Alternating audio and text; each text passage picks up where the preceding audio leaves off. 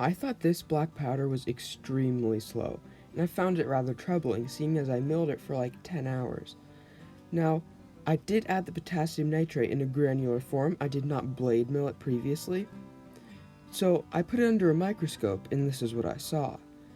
You can see the arrow pointing at that absolutely massive piece of potassium nitrate as opposed to the carbon pieces around it. So this told me that I need to blade mill my potassium nitrate before I ball mill it. So I threw it in a blender, and I'm getting much better results, and I'll show that in a little bit.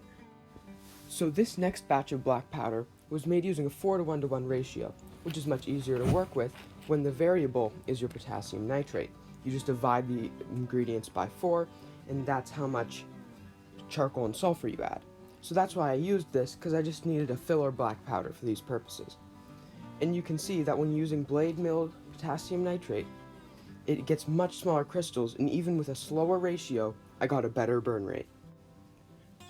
So in order to get the best black powder, I can't be lazy and skip the blade milling step. It makes it much better and greatly reduces milling time.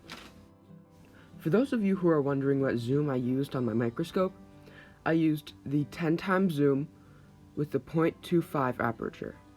That is the yellow banded barrel. Thanks for watching, and stay tuned for all my 4th of July builds.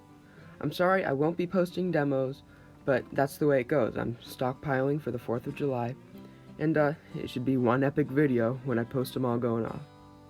I'll see you then.